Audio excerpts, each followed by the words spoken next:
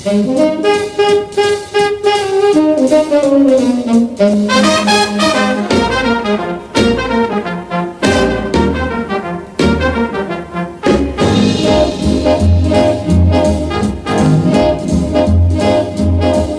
So Easy Films presents Part 3 of Michael's War, written and performed by Michael Brown, and dramatised in our Malvern studios.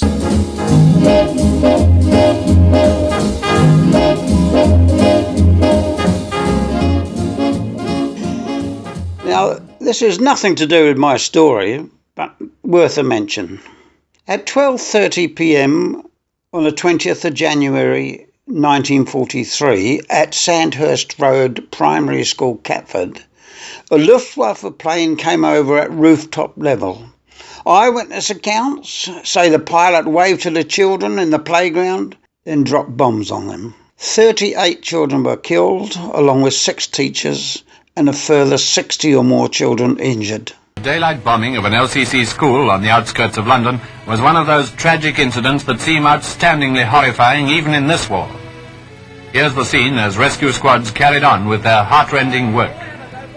Casualties among children and teachers were appallingly heavy, if that's any consolation to the Nazis, for this indiscriminate attack was presumably a propaganda raid. Goebbels wanted to have some tale of slaughter with which to comfort the bomb-shocked people of Berlin. I'm only telling you this because only 3 short years later, Anne Thomas, later to become Anne Brown, started school as a 5-year-old at Sandhurst Road School.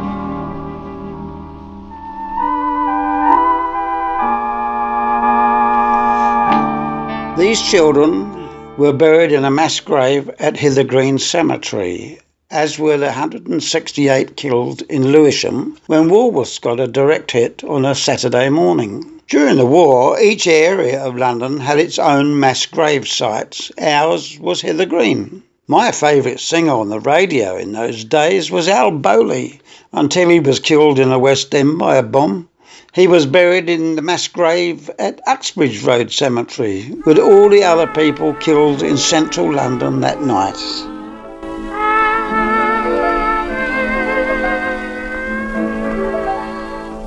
Night and day. Then we come to that part of the war where everybody was in a bit of a panic about Hitler's new secret weapons, with which he was going to destroy London. I can't imagine what he had been trying to do up till now. He called these his vengeance weapons. The first of these was the V1, or as we called it, the Doodlebug.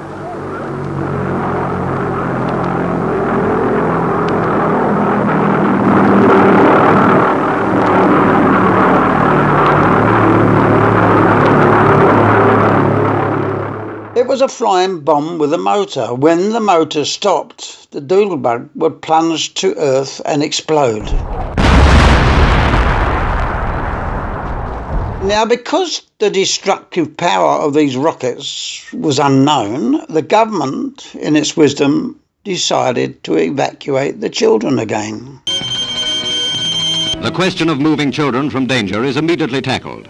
Past experience lends a hand in the smooth running of evacuation. Many thousands of youngsters are sent away from London into districts where the indiscriminate flying bomb doesn't reach. Whole schools and kiddies of anxious families moved from the terrors of blast and flying glass. By this time, June 1944, I was 9.5 years old and Pat 11.5 years old, and she was still very much looking after me. This evacuation was very similar to the first time. Bus to somewhere, then a train to somewhere, a bus to somewhere else, then into a hall to be told again, we must be very grateful. I do remember when we arrived at our destination and all the kids were lined up for the slave trade, as it became known. All the strong-looking ones were chosen by farmers for obvious reasons. The next group chosen were the ones who looked neat and tidy. My Pat was in this group, and then there was me. Pat would not leave the hall we were in until she knew I was safe. Her host family, the Popperwells, were lovely. They phoned around their friends and eventually got one to take me in, providing he is not going to make a mess all over the place. We were in the same road, but worlds apart. Because of the petrol rationing, their car, like many others, was up on blocks for the duration of the war. The car was to virtually be my home for the next few months. We were in Leeds, Yorkshire.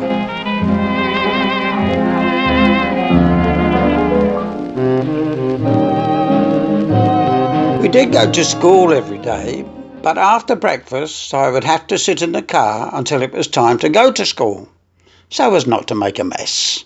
After school it was the same until dinner, then bed. I spent nearly all of every weekend in the car. When Pat came to visit me, she was not allowed in the house either, so I enjoyed her visits to me in my car. Once again, I was more than happy to leave my evacuee host family and get back home. What else on earth could Pat may have had some regrets at leaving Leeds, as she had been with a lovely family. Back in London, the doodlebugs had really started. Of the 9,500 launched against London, 4,600 were destroyed by the Royal Air Force or the anti-aircraft guns, and that left about 5,000 flying bombs hitting London. Travelling faster than sound with a warhead weighing a ton, V2 descends at something like 2,000 miles an hour. People of southern England are enduring this latest ordeal just as they took the Blitz, the fire raids and flying bombs at their worst. There would have been a whole lot more if the Allied troops had not overrun the launching sites in Europe. The Spitfire pilots did a magnificent job. It was found that if the chasing Spitfire came alongside, then underneath the doodlebug, the plane would bank away and the wing of the Spitfire would tilt the wing of the doodlebug and send it away from London before its motor stopped.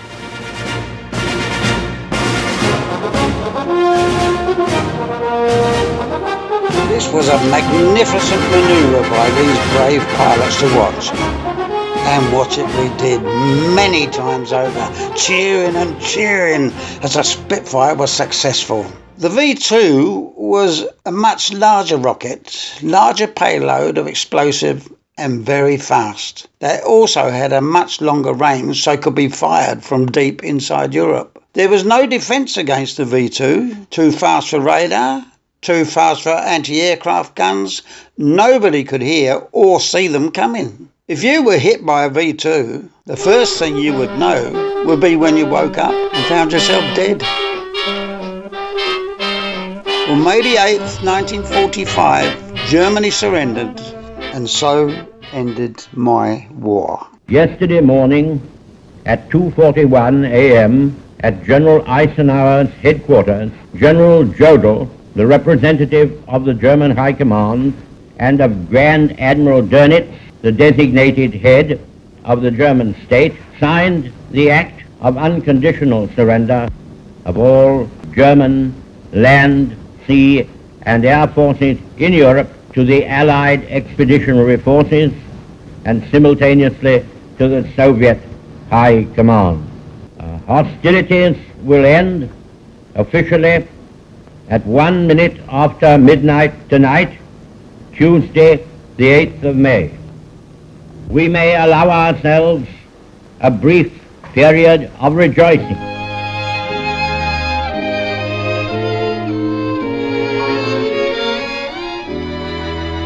There'll be bluebirds over the white cliffs of When the war started, I was 4 years and 8 months.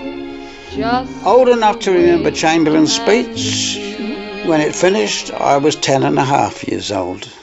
In 6 years of war, I cannot possibly put down everything that happened, but this will give you a little idea of what it was like to be a child in London during the Second World War. There were approximately 70,000 civilians killed in Britain and hundreds of thousands more injured during World War II. Included in this number were about 8,000 children killed and approximately 40,000 injured. Even now, at the age of 80, whenever I hear that distinctive sound of the wartime siren on a film or TV, I still need to pee my pants.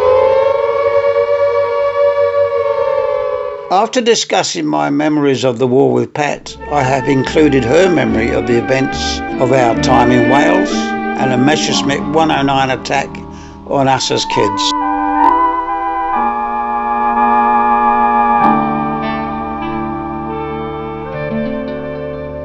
It's a lovely day tomorrow. The second part of my story I shall just call post-war, and this includes the years 1945 right up until 1964.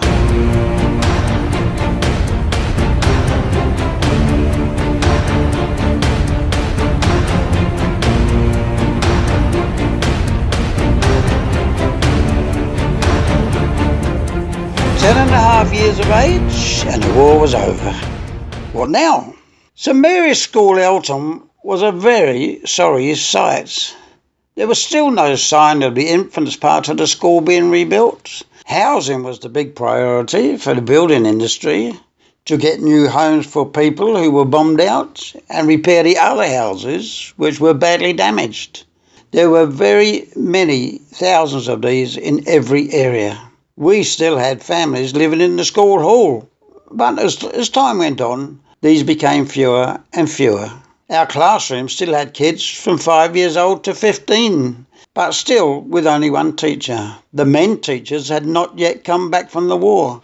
The first man to arrive back at school had been invalided out of the army. He had been a paratrooper and was badly wounded at the Battle of Arnhem. He arrived at school to a standing ovation, but he was minus one eye and one leg. Oh, buttermilk sky, I'm keeping my eye peeled on you. To keep the children occupied, an allotment was started. Many of the older kids worked there all day, and some others found old bikes and set up a repair shop at the back of the classroom. There was quite a good market for second-hand bikes, and the money went to the nuns in the convent next door to the school.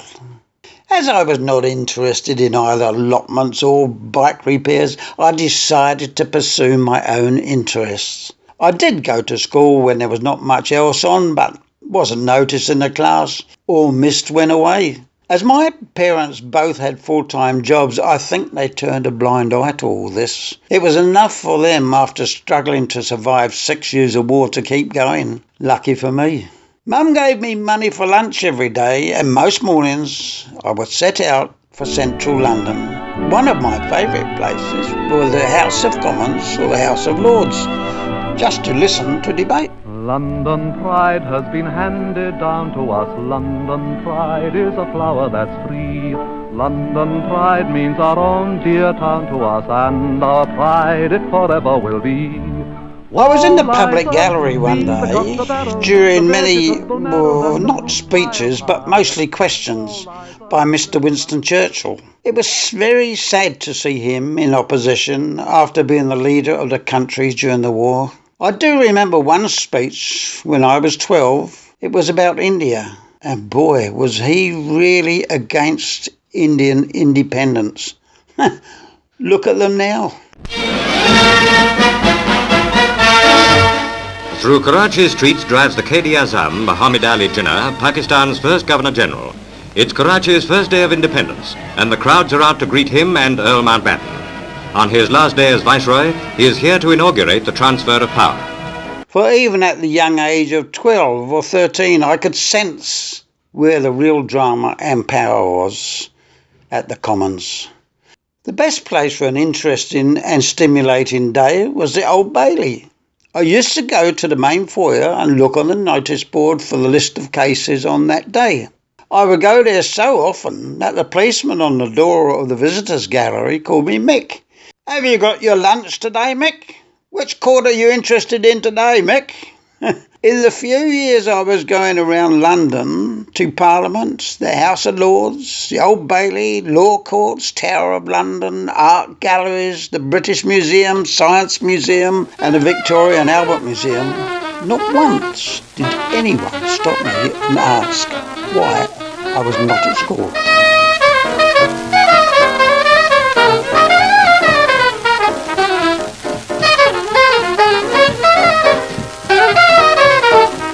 Mentioning the law courts in the Strand, I didn't go there very often, boring mostly. Unlike the other courts, some cases could drag on for weeks. On one occasion, I found myself sitting in the front row, and as time dragged on, so did my wanting to pee. I could stand it no longer, so I very quietly slid out of my seat and tiptoed to the door. The judge looked up and said, "Bailiff, would you kindly inform the young gentleman that this is not a playground?" The bailiff said, "Yes, my lord." The bailiff turned to me and said, "His lordship wishes..." Whoosh! I was gone, out the door, down the stairs into the loo. I was not going to risk a lifetime in the Tower of London for pissing on his lordship's bailiff. Run, rabbit, run, rabbit, run, run, run. Run, rabbit, run, rabbit, run, run, run. Then it was time to leave school. All the kids leaving that day were given a holy picture by the nuns. I was given an apple. All these years I've been trying to work that one out. From an early age, I had always wanted to join the Royal Navy. Having seen all the films and read all the books, joining the Sea Cadets whet my appetite even more.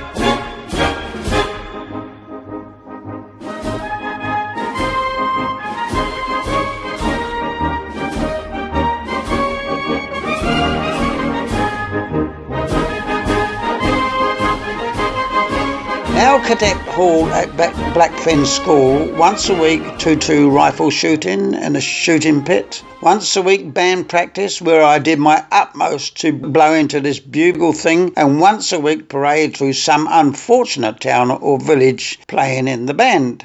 Every weekend we seemed to have a number of donations for our cadet unit, although funnily enough we never seemed to play in the same place twice. For our weekend away trips, we went to a stone frigate at Dartford, T.S. Anson. This was a concrete building in the shape of a ship in the middle of a lake. This was great fun, better than camping, no tents, only dormitories where 20 or so boys each slung a hammock. You can imagine the fun and the accidents when somebody let your hammock down in the middle of the night. It is good to see that the Anson is still there to this day. The away trip that really made an impression on me was a 3-week stay at a naval base in Scotland, HMS Caledonia. I saw the harbour lights, they only told me we were parting. From Caledonia, we visited a number of Royal Naval ships that were in the harbour for one reason or another. My biggest thrill was boarding some of the decommissioned battleships that lay at anchor. What a fantastic sight they were! 5 or 6 great battleships. Some of them, going back to 1916, had been in the Battle of Jutland. I stood on the bridge of Jellicoe's flagship, the Iron Duke, at the age of 13, with the battleships Royal Sovereign and Anson in line astern. And once again, Admiral Sir Michael Brown directed the Battle of Jutland.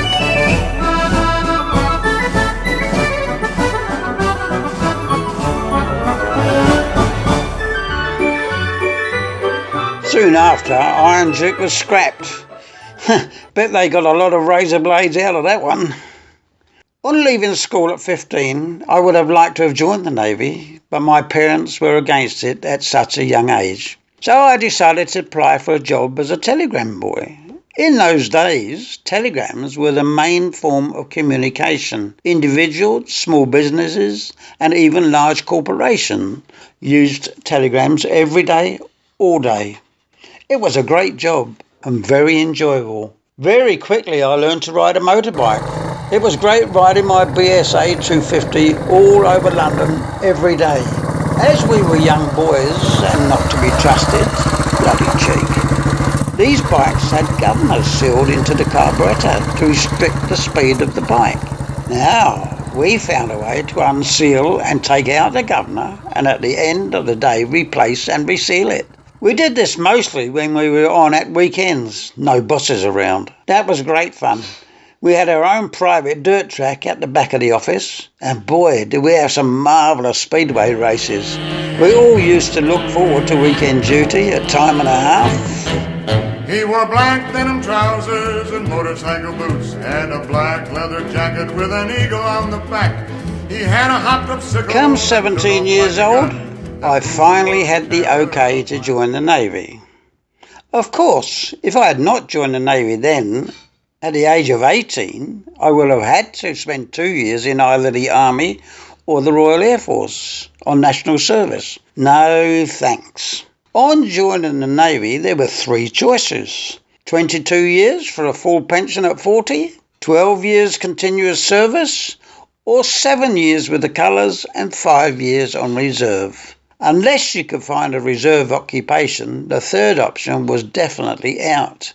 After 7 years, you would find it difficult to find an employer knowing you were on call for the Navy at any time, and in the 50s Cold War era, reservists were often called or put on standby.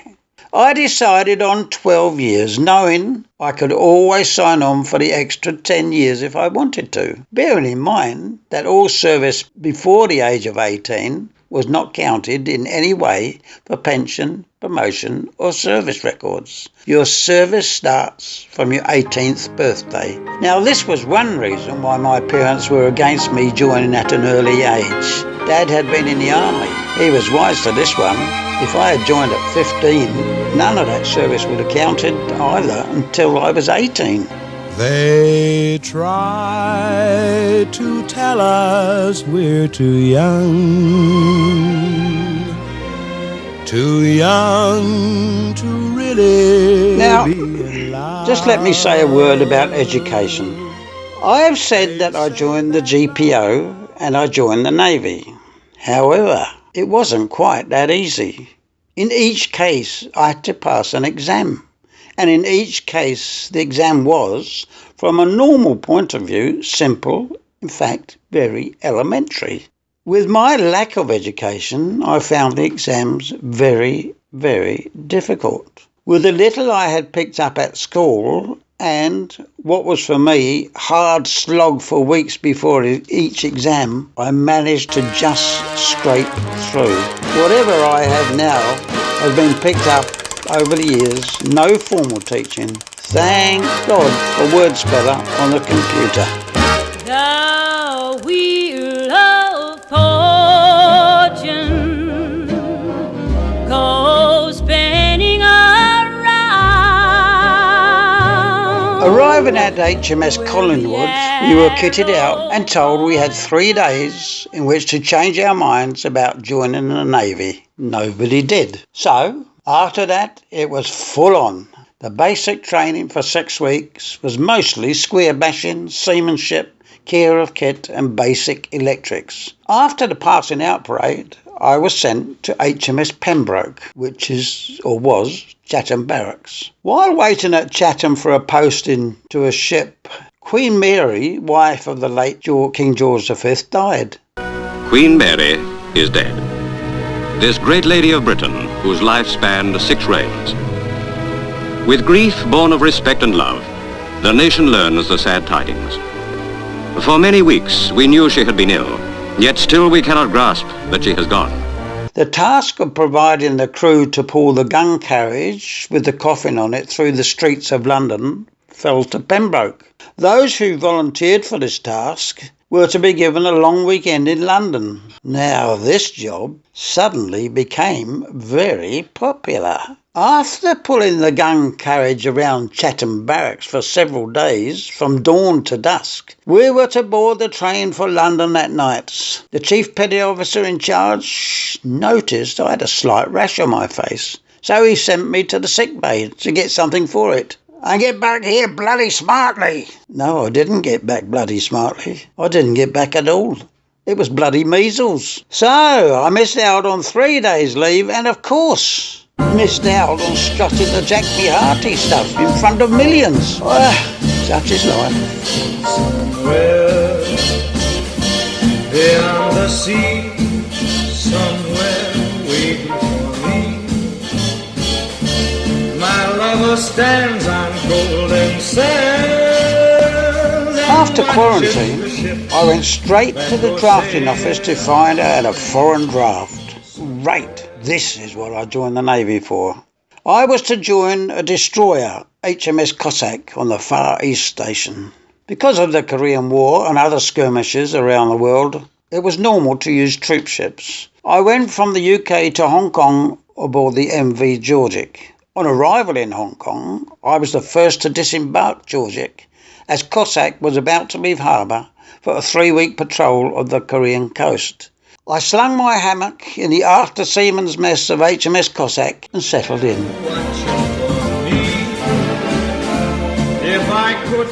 Our routine was to make sure the ceasefire was not violated while the peace talks were going on at Panmunjom. From Hong Kong to patrol the east coast of Korea for 3 weeks, and then into Japan to refuel and restock provisions. This usually took about 2 weeks in either Okinawa, Sasebo or Kure.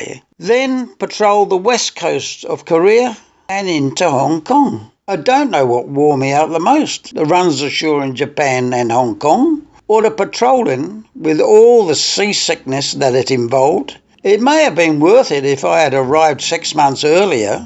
At least I would have been entitled to 2 Korean medals, one British, the other United Nations. It would have been good to have 2 nice, shiny medals on my chest. Such is life again. That was part 3 of Michael's War, written and performed by Michael Brown, and produced and edited by Tarquin Shaw Young in our Malton studios.